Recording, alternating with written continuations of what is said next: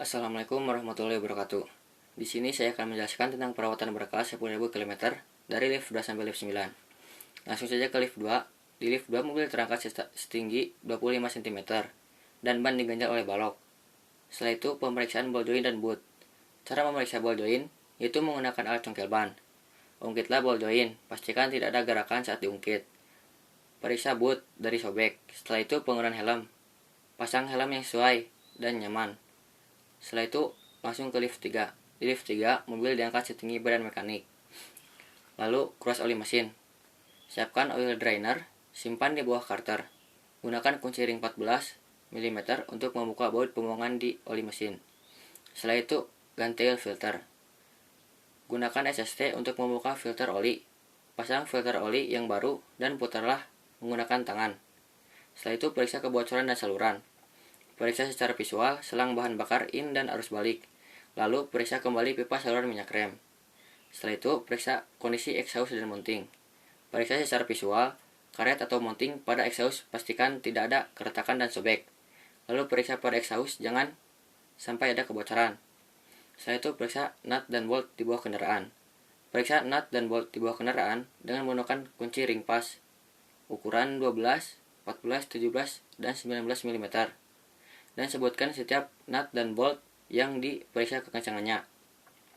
Setelah itu ke pemeriksaan spring dan absorber. Periksa secara visual bagian depan dan belakang, pastikan tidak ada kebocoran pada bagian shock, pada bagian spring tidak retak. Setelah itu pasang drain plug. Pasang baut drain plug dan kencangkan menggunakan kunci 14. Langsung ke lift 4. Di lift 4 mobil diangkat setinggi dari mekanik. Setelah itu ke pemeriksaan wheel bearing. Periksa wheel bearing dengan cara roda diputarkan menggunakan tangan sambil memegang shock absorber. Pastikan tidak ada getaran pada shock absorber. Setelah itu ke periksa kausan ban dan velg. Memeriksa kausan ban dengan cara tentukan tridual indikator pada ban lalu ukur kausan menggunakan dip tir gig.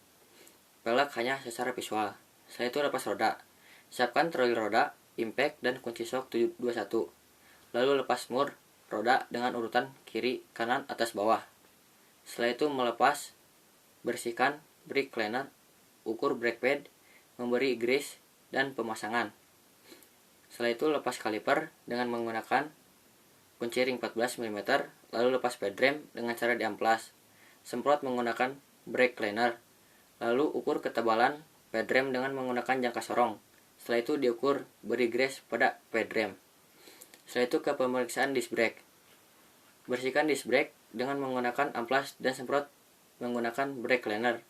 Lalu ukur ketebalan disc brake dengan micrometer ukuran 0-25 mm. Lalu periksa run out disc brake dengan menggunakan dial indikator. Setelah melakukan pemeriksaan, pasang pad rem yang sudah diberi grease. Setelah itu pasang kembali kaliper. Langsung saja ke lift 5. Di lift 5 mobil diangkat setinggi 25 cm. Setelah itu periksa saluran kebocoran. Periksa saluran kebocoran pada sistem rem dengan cara injak pedal rem sebanyak 3 kali. Lalu lihat pipa di master cylinder. Kemudian selang fleksibel serta pipa rem bagian belakang. Setelah itu lanjut ke lift 6. Di lift 6 mobil diangkat setinggi dada mekanik. Setelah itu pasang ban secara rotasi. Sebelum pemasangan roda, lakukan rotasi terlebih dahulu. Setelah itu ukur tekanan ban. Periksa tekanan ban dengan menggunakan tir pressure gauge dengan standar 36 PSI. Setelah itu langsung saja ke lift 7. Di lift 7, mobil menyentuh tanah. Setelah itu ban ditorsi. Torsi mur roda menggunakan kunci momen dan shock 21 mm dengan nilai spesifikasi 103 Nm secara menyilang. Setelah itu isi oli mesin. Siapkan corong, lalu isi oli dengan SAE OW15 sesuai kapasitas engine. Setelah itu, periksa busi, celah, dan fisik. Busi jenis iridium diganti setiap 100.000 km, konvensional setiap 40.000 km. Setelah itu periksa suara dan getaran mesin. Hidupkan mesin kendaraan, mobil, periksa suara secara visual. Getaran pada mesin, barangkali ada suara dan getaran abnormal. Setelah itu periksa fluida di ruang mesin. Periksa seluruh fluida pada ruang engine, oli mesin, minyak rem, air washer, reservoir tank. Setelah itu periksa tegangan, elektrolit, fisik baterai. Periksa tegangan menggunakan AVO, periksa elektrolit menggunakan hidrometer. Kondisi fisik baterai secara visual. fan plug lepas tutup baterai lalu periksa secara visual. Bodi terminal baterai secara visual.